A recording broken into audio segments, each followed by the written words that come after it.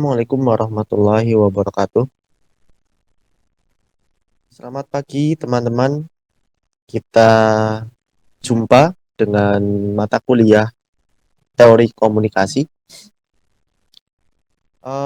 Sebelum lanjut ke teori, saya juga akan memperkenalkan sebuah kasus untuk mengantarkan teori komunikasi pada hari ini.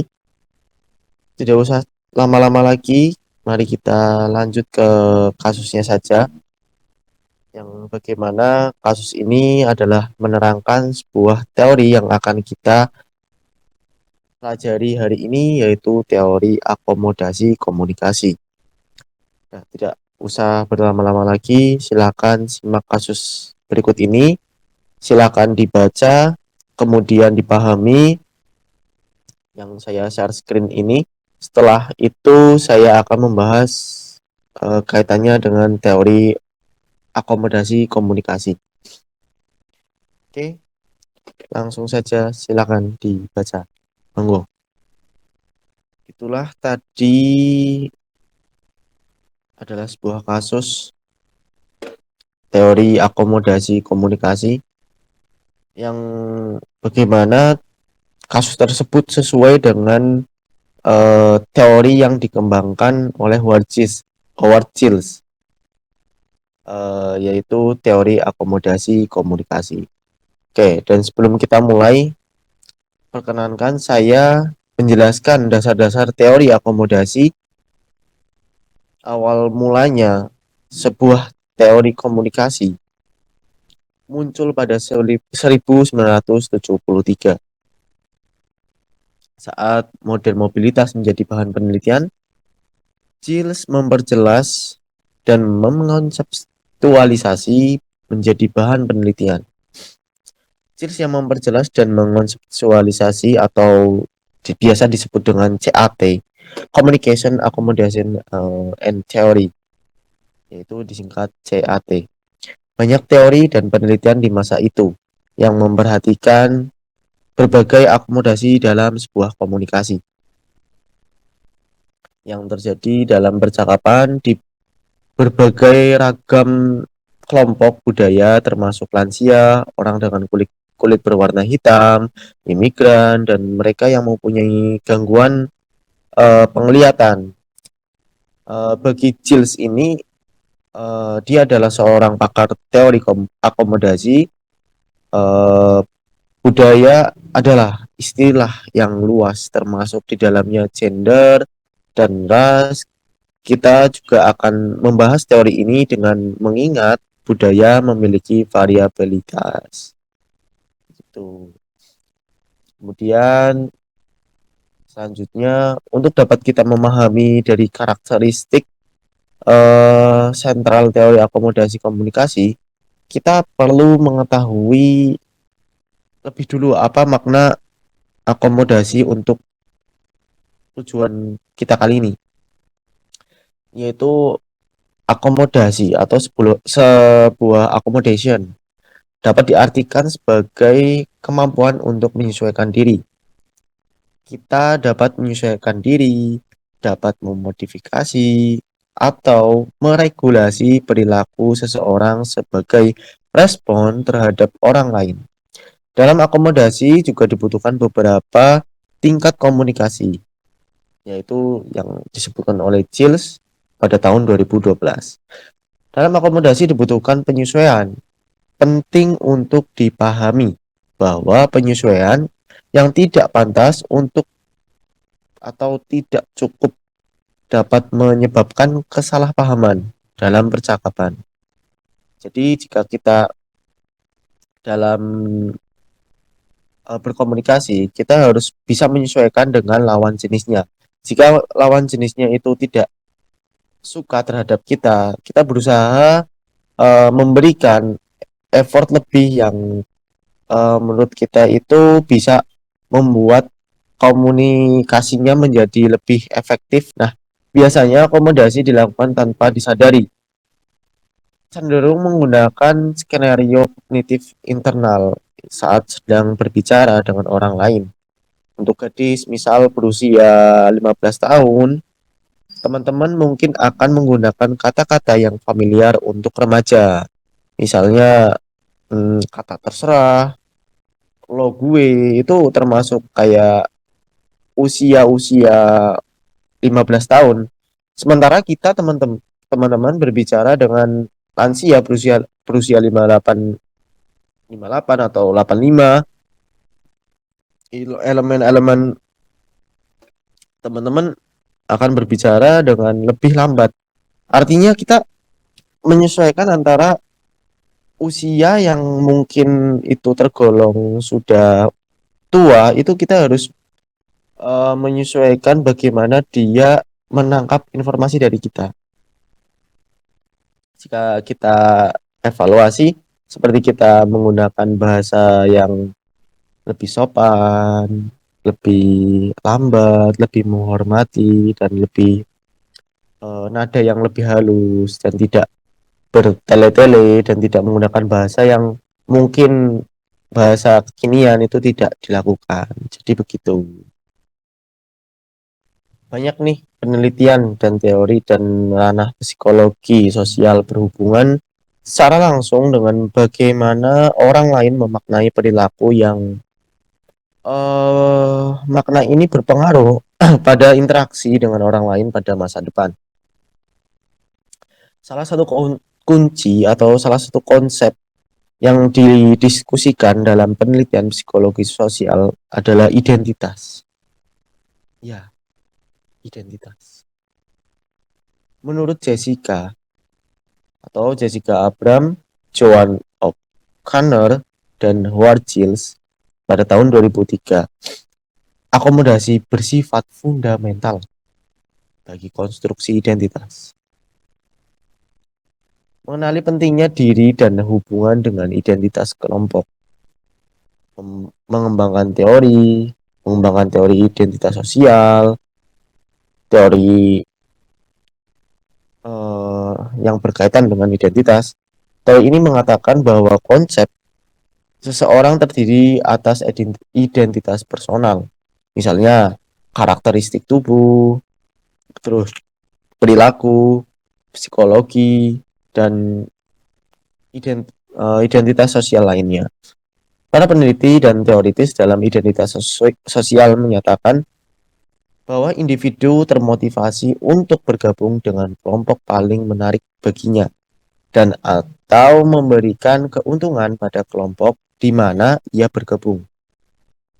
Oke, kita lanjut. Terus ada Giles, sama seperti psikologi sosial lainnya, percaya bahwa individu dipengaruhi oleh sejumlah tingkah laku atau attitude. Secara khusus, ia berpendapat bahwa gaya bicara individu bisa disebut aksen, pola titi nada, kecepatan, cara interupsi, dapat mempengaruhi impresi yang orang lain miliki tentang individu. Kita juga berpendapat bahwa pengaturan percakapan atau topik percakapan dan jenis lawan bicara akan saling bersinggungan untuk menentukan pendekatan cara bicara apa yang digunakan individu pada situasi tersebut. Dalam bentuk yang sederhana, jika B dianggap A cukup menyenangkan, maka A akan mengubah gaya bicaranya sehingga mirip dengan B. Katakanlah saya sama-sama dengan orang Jakarta. Saya berbicara dengan lokat Jakarta. Lo udah makan belum? Oh, gue udah makan. Nah, itu salah satu kesinambungan atau kenyamanan dalam berkomunikasi. Dalam akomodasi tersebut adalah suatu eh, penggabungan antara komunikasi mereka. Dia sama-sama nyaman dan sama-sama senang, maka dia akan membalas dengan sikap yang sama. Akomodasi dapat dipengaruhi oleh beberapa faktor. Di antaranya adalah kondisi personal, situasional, dan juga budaya. Pada contoh kasus yang telah diperagakan sebelumnya, dapat kita identifikasi dengan beberapa asumsi sebagai berikut.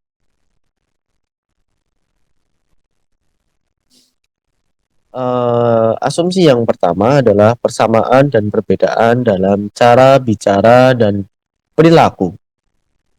Mengapa begitu? Karena kami menyimpulkan bahwa banyak sekali prinsip teori akomodasi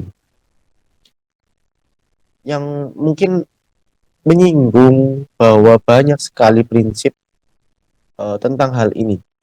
Salah satunya adalah milik Richard West dan Lynn Turner pada tahun 2011, yang dimana dalam cara berbicara maupun perilaku, individu akan memunculkan berbagai pengalaman dirinya ke dalam percakapan.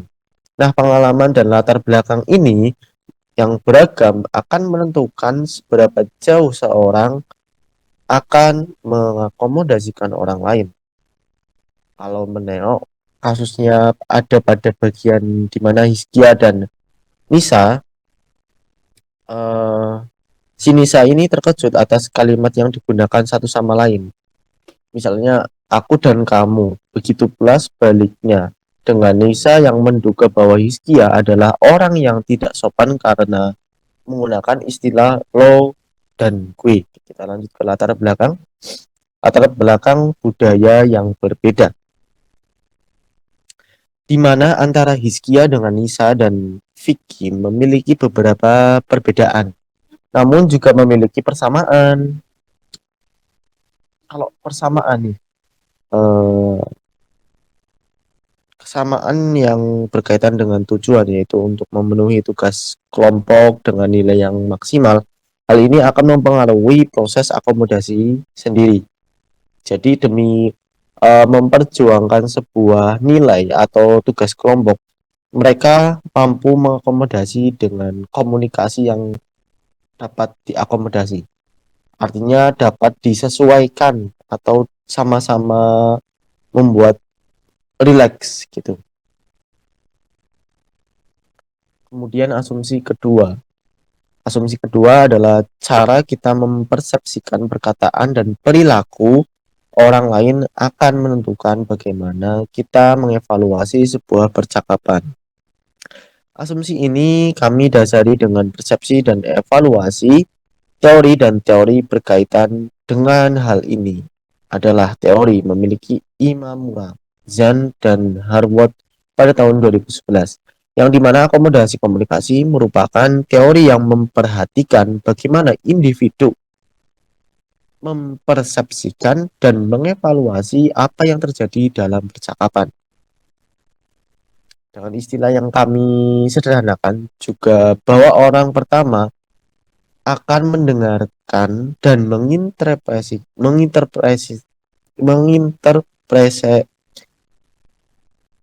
pertama-tama akan mendengarkan dan menginterpretasikan sebuah pesan, lalu diikuti dengan evaluasi. Evaluasi di sini maksudnya adalah proses menilai percakapan lawan bicaranya sebelum memutuskan untuk bertingkah laku dalam percakapan tersebut. Ilustrasi yang menggambarkan hal ini terletak saat Nisa terkejut karena Hizkia menggunakan kata lo gue, yang berikutnya Nisa merefleksikan dengan sikap Nisa yang berubah, yang kemudian dia ikut oleh kesadaran Hizkia yang mengetahui perubahan sikap dari Nisa hingga akhirnya Hizkia melihat ke sisi yang lain sejenak.